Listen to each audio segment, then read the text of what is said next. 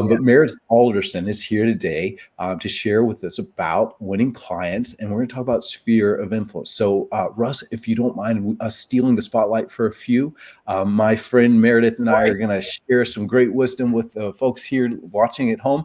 Hey, Meredith, how are you doing? Hey, Bryon. Good morning. I'm so good. How about you?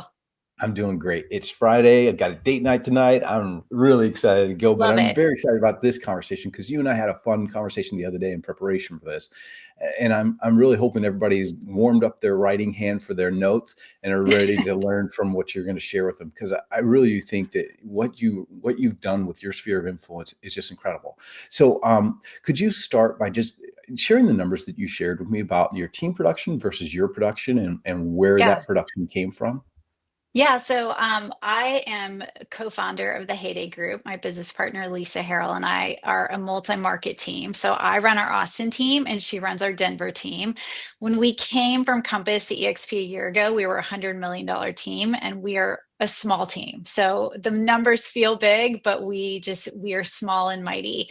I do between 40 and $50 million a year myself. So Only that, huh? So 40, $50 million a year is pretty impressive. it's never enough. You got to keep going. Uh, that's true. That's true. What's really impressive about that, though, is how much of that comes from your sphere. Can you share a little bit about that? Yeah, so probably I don't have the exact metric, but I told you I think it's about 90% of my business is from my sphere of influence. Real estate is my second career, and I share this with you because I know there are a lot of newer agents who are thinking about, oh, but I'm new to the business. This doesn't really relate to me. I started in real estate 10 years ago from financial services. And I started with nothing, right? I had $0 in my bank account in terms of like the real estate business, and I had zero clients. And so what I did have was a lot of great relationships, professional and personal. And I knew if I just leaned into those and like Russ was talking about earlier, like people who know, like, and trust you will refer you, use you, ask you questions.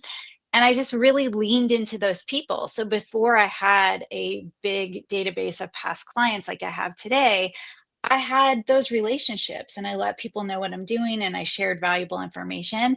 And I really just learned that if I made people feel special and I recognized important things in their life and important things that they were doing, and I asked them questions and I listened, that was really meaningful to people. And so that just the snowball effect of that allowed me to build this incredible business that I have today. Yeah, and when you were talking, when you and I were talking the other day, we were talking about the amount of business that you do. I said, "Well, tell me about your database," and you started by saying, "Well, I've got 10,000 people in my Yeah. my database FUB, right?" And I'm like, "Oh, well, of course you're doing that much business." But then you said, "But actually, that's not where your business comes from, right? You get Yeah. some from that, but I think you said something like 90% of the business that you're getting from your sphere of influence isn't from the 10,000; it's from a 500 person database, It's which so is true. Yeah. Yeah. it. So of course, like over the years, we all just keep adding to our database. And so many of those people, they're there and they get my newsletter and who knows what that might turn into, but that's not where I pour my time, right? Like where I spend my time is people who I have already built a relationship with through a transaction, right? They bought or sold with me, or they referred me to a friend or whatever. And those are the people that I am hyper focused, obsessive about pouring into. And when I say that, I mean it. I mean, people hear from me probably there are multiple touch points a month for me through all different sorts of channels, and I'm happy to talk about examples, but Yeah. it is really important to me that I stay in touch with them. And when you stay top of mind, we all have had experience where you pick up the phone, you send a text, you tell someone you're thinking of them. They're like, "Oh, I'm so glad you reached out. My cousin is moving to Austin and they're looking for a realtor," right? It's so the more you're staying top of mind, the more quickly you're able to build this just incredible client base that is going to refer you. I don't spend any money on marketing. And so when I tell newer agents, say, like, well, you're in a totally different place, like, I am because I've built a business and I've spent time doing the work. But you don't have to spend money to do this, right? So I have the Yeah. luxury of spending some money on my clients now, but when I started, I didn't. So I looked for ways that I could have something free that I could do with them to build that relationship and earn their trust and earn their business. Yeah, two things about that. The first is in fast cap when we kick it off. One of the things I share with the group is I don't allow anybody to say this is hard, right? I Yeah. don't allow anybody to say this is hard. First off, friends, this industry is not hard, right? Doing road construction at the Wyatt Oak Hill at 3 a.m. when it's raining, that's hard, right? That is hard. What we do for a living is we make friends, right? That's what we get to do for a living. We make friends and get to help them with their home purchases and their home sales. We get to help them with the biggest transaction of their life, what oftentimes amounts to helping their family or their loved ones find their next big adventure in life. That's cool. That's fun. The other thing that occurs to me about this too is that you talked about how you don't spend money. Whether you're a team leader or you're an agent, profitability is a struggle oftentimes for us, right? I know plenty of team leaders where you hear their production numbers and you're like, wow, that person must be driving around in a Bentley. But really, they're pulling, I'm coached team leaders who are pulling money from their properties that they've invested in to manage their team, to fund their team because they weren't profitable. And so when we talk about the sphere of influence, it's what I love. My friend Katrina Amaral, who teaches the Elevate coaching program on referrals. By the way, February 19th, if you're curious. But she is the same way. She has a great program that she does, and she works by referral. She has a 50 agent team that she teaches to work by referral, and because of that, like you, she has great profitability. So whether you're a team leader or you're a solo agent, you really should consider your sphere as the primary driver. I mean, it just really is that. So I want to jump into this. So you talk about how you kind of love on them, pour into them. Tell us a little bit about that. So first off, what does that mean to you when you say I love on them, I pour on them? Take me through the mechanics and the logistics of that. What does that look like if I'm in your database? Yeah, I mean, so of course, like in our industry, our database is the backbone of our business, right? And so I am collecting every bit of information I can about my clients. And it's not filling out a form, tell me all these things about you. It's through casual conversation. I'm always listening and I'm taking mental notes and then I'm getting that information into my database. So make it really organic and genuine as you're collecting knowledge about them. And so for me, I'm listening for things like how many kids do they have? Where do they work? What are their hobbies? What sports do they like? Do they like to work out? What kind of food do they like? Who are their parents? Where do their parents live? Where did they grow up? Where did they go to college? Like all those little things I'm gathering and I'm putting in my database and I'm celebrating them throughout the year. So whether it's just a quick text message to say, hey, just checking in with you, you were on my mind, a personal message to someone, and then something personal about them, call out like, I hope your kid's having a great first year for or first week of fourth grade, whatever it is, right? Know that personal thing. And people are impressed that you know it. I always think like, I want to know more about them and remember things that maybe even their family wouldn't remember, right? Like, we've all had birthdays and you're like, oh, my mother-in-law didn't text me today. But I Yeah. want to be that person they hear from when they wake up the morning of their birthday and they're just impressed that I remember those things. I mean, at this point, I do other things where I actually do spend money on them. But as I said, there's so much you can do that doesn't cost you a thing. And if you make people feel special, they will remember that. There's a quote in Maya Angelou.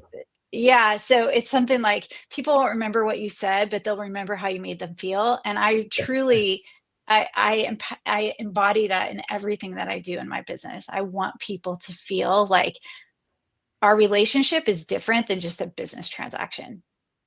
Yeah, and that quote couldn't be more spot on. And Yeah. how many people take the time to slow down and do it? And you talked about birthdays. I had a birthday back in October, and I got the 9 p.m. texts from some of my family members who I Yeah. know, like my sister or my brother, told the family, "Hey, don't forget it's Brian's birthday." But there's also people who were texting me at like 7 a.m. saying "Happy birthday," and man, that just it feels great to get that kind of recognition.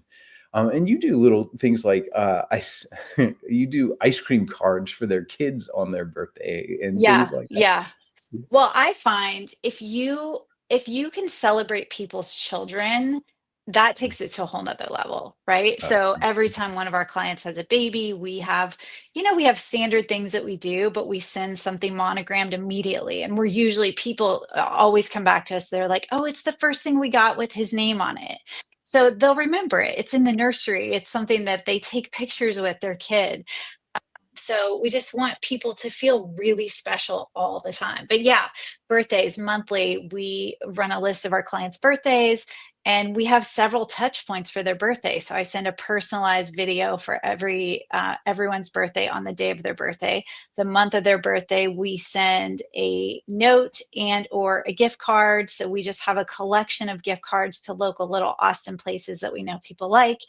And then for kids, we always send a gift card to a local ice cream place. So, kids, they're excited. And then they take pictures and they post it on social media and they tag us. And so it's just, the relationship marketing is free, right? Like all you're doing is investing in people. You're not spending thousands of dollars a month to get a cold lead that has no personal connection to you. Yeah, I love that. Are we talking about Amy's ice cream, by the way? Yeah, we are. Man, I I'm mean, so is there jealous. anything better? No, there's not. There's not. So, and what's funny when we were talking about this, like this is a legit system that you work, and so much so that you shared about your assistant that the bulk of their time is spent on this, right? Helping Yes. you coordinate all of this, and like you said, this is not where you started. You've built up to this. Can you give me a sense, like when you first started, what were those kind of low cost touches that you started working in that then you built upon with some of these other things? Yeah, I mean, I would say I would invite people to things I was already doing, right? So just building relationships. Like if I'm taking a walk around the lake, invite people. If I'm going to a workout class, invite people. I think of myself really and anyone in our job, like we're the ultimate connectors. We get to meet so many people. We get to have contact with so many vendors, so many lenders, whatever it is. Like be the hub that someone goes to get connected to other people.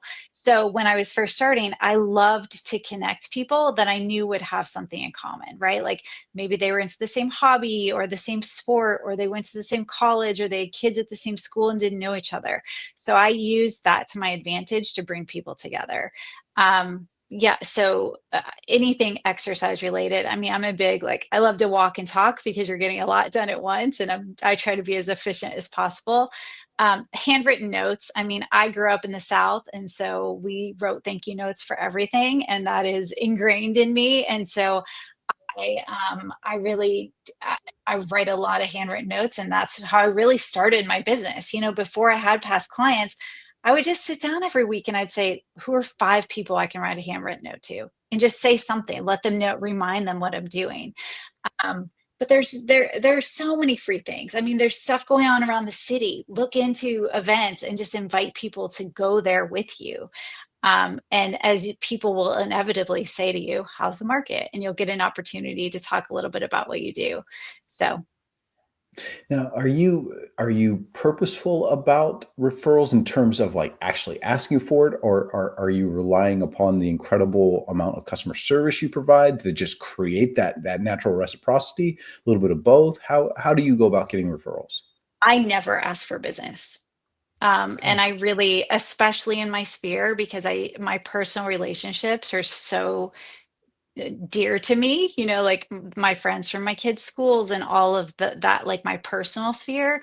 As much as I will talk about the business if people ask me, I really do not just talk about it or ask for business or ask for referrals. I just am who I am, and I'm very genuine in my approach to that. And I think people will inevitably ask me, and I will talk about it, and then it turns into something. But no, I never ask for the business directly. Okay, great. And as you're meeting these folks, I'm assuming that you're getting connected through some of these events and all the things that you do for people, and they're saying, "Oh, cool, meet my friend Jennifer" or whatever. Yeah, yeah. So as you meet them and add them into your database, what could a Jennifer or me or somebody else who gets added to your database, what could we expect in terms of like number of touches in a given year? And I know some of those are going to be birthdays, but are some of those more kind of like standard kind of mass touches that you're hitting all of your database with? Yep. Yeah. So let me talk about, so my general sphere, everybody's getting my newsletter and we're very active on social media. And we do a lot of video content locally about Austin things. So people are getting touches that way. If you are a past client of mine, you're getting many touches throughout the year, right? Because as I said, like even if my database is 10,000 people, it's my 500-ish past clients that I'm really focusing my time on. And my assistant spends most of her time focusing on those people as well. And so between the two of us, you're getting just a quick check-in. I'm in the neighborhood, was thinking about you. Maybe I'm going to pop by. Maybe I'm going to get together with you. Maybe I'm going to gather people together in your neighborhood so you can meet other people that I've also helped in the neighborhood. We do a few client events a year, like we'll do a pickleball tournament. We do this amazing event that we get such rave reviews on where we hire a few photographers. We meet in a park in the fall. We do family photos, just like a quick mini shoot, 15 minutes, nothing fancy. We give them all the high res images. They print their holiday cards, and then we get all these holiday cards, right, from the photographers that we use to take their family photos. So they're remembering us that way. That's an incredible event. We are, you know, gift cards, birthday cards, home anniversaries. We send flowers on first home anniversary. So we really have systematized it. It's not just like we wake up one day and we're like, what are we going to do today? Like we have a plan. Every first of the month, we know what we're going to do, the list we're going to pull, who we're going to touch that way.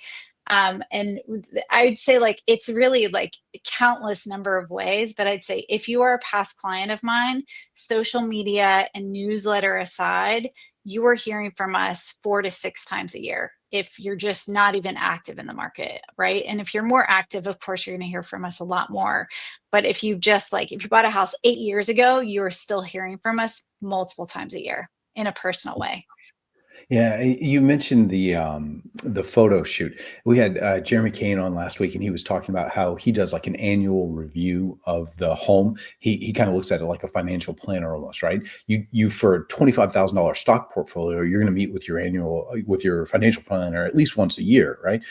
Well, you've got a multi-$100,000 asset here in your home. And so he meets with them once a year to talk about that.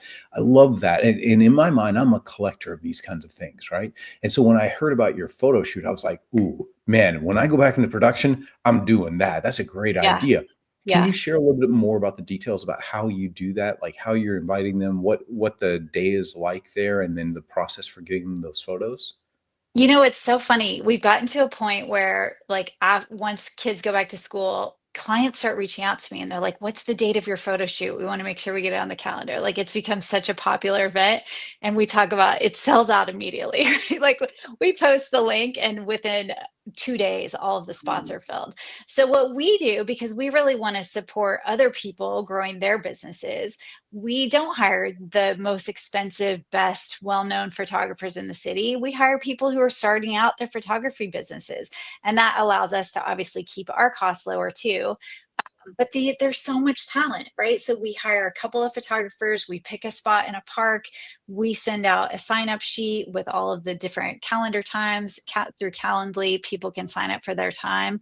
Most people are repeat, right? So they've been coming to this. We've been doing it now for probably 6 years. And so most people have been before and they know what to do, and they come all dressed up and they have their 15-minute photo shoot.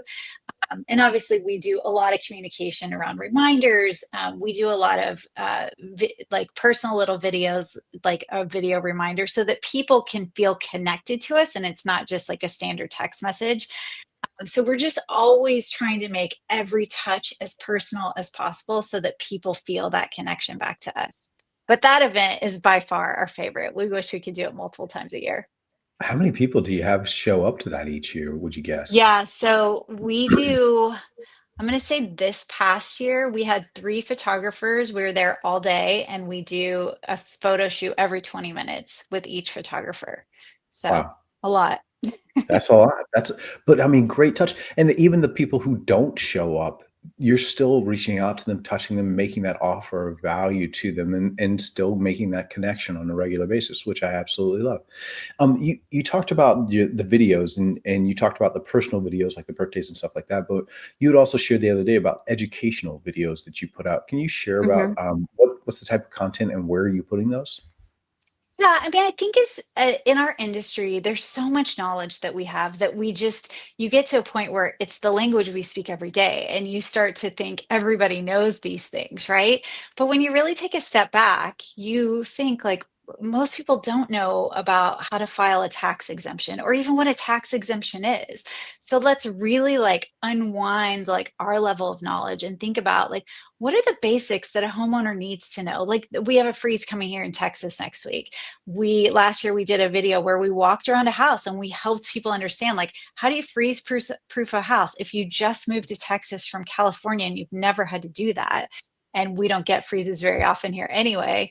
You need to know how to take care of your house. And so we use the education component not only from like the home maintenance perspective, but all the way to how to file for exemption, what questions to ask a lender, just general home maintenance that you do throughout the year. So we really just try to take the knowledge we have and share that in ways that we wouldn't really get the opportunity to do all the time. And people love it.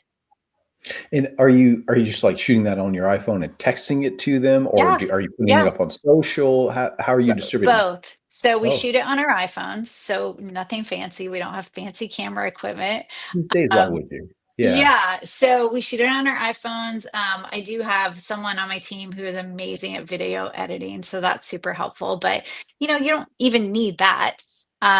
So it's just getting the information out there and letting people see your face, right? yeah. So we post it to social.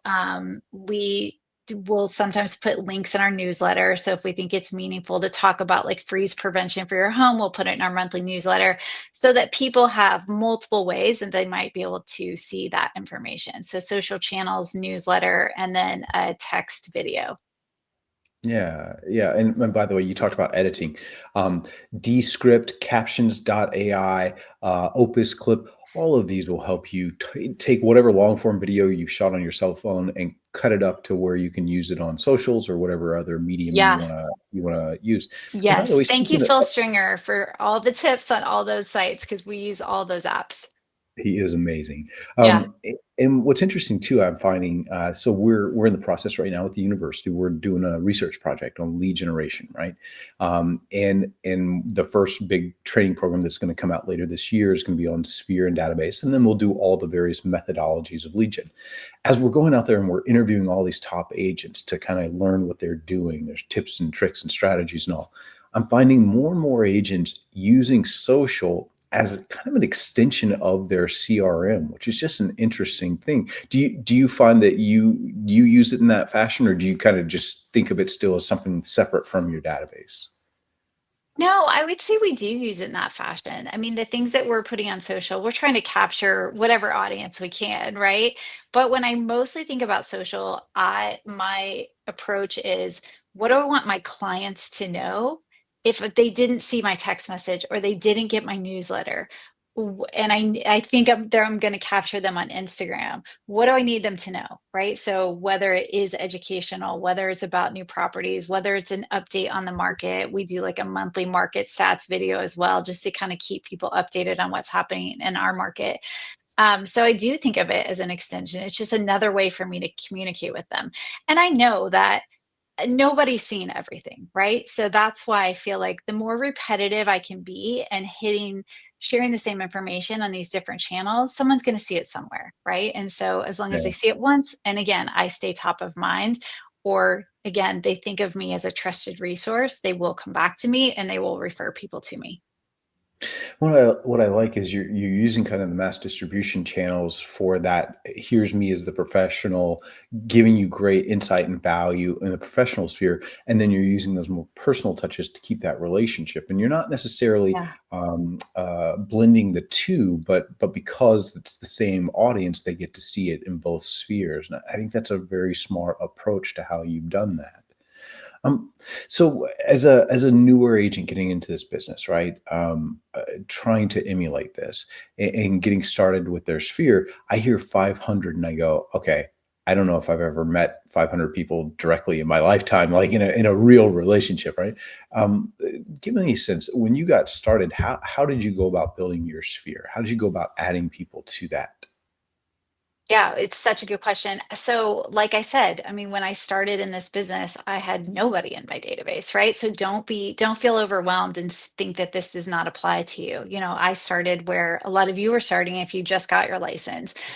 Um, Number one, pick your system and stick to it. That is Mm. the CRM is the backbone to your business, right? And so set it up the way that works for you, use the tool that works for you. It doesn't matter what you use as long as you use it.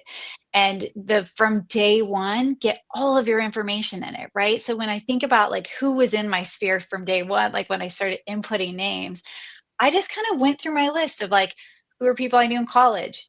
Who are people that I've met in Austin? Who are people that go to my kids' schools? Who are people that go to my workout classes? And I just thought about all my different like personal circles and I put people in and I had their email addresses, or I went to Facebook and I found them and I asked them for their email addresses, right? And people knew I was starting a new business. So I was pretty public about that on social channels. And so people understood and that I just wanted to be able to provide valuable information from that. And it truly does snowball.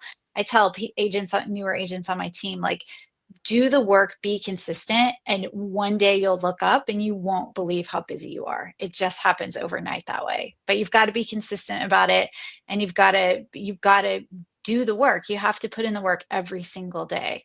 And so if Yeah. you're just starting, create your list and start reaching out to those people. Buys, do thank you notes, drop off a flower on their front porch. Again, you don't have to spend money, you don't have to spend a lot of money, but just stay top of mind. Yeah, it is the number one regret of top agents that they didn't start their database sooner.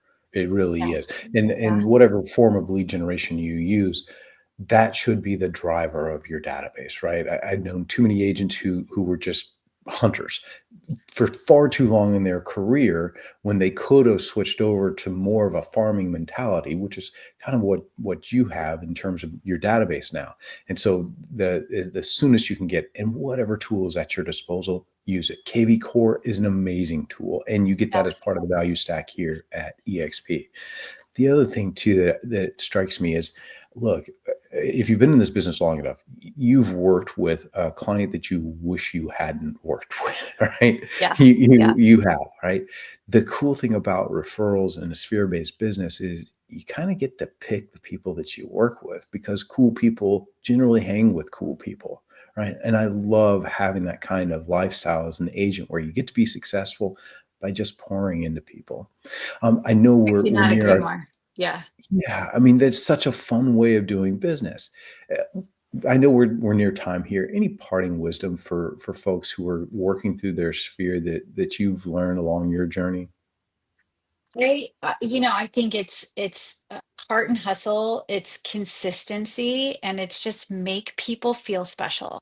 I mean, I would say if someone said like, what are the key elements that make you successful? That's really it. Like I do the work, I'm consistent about it, and I make people feel good.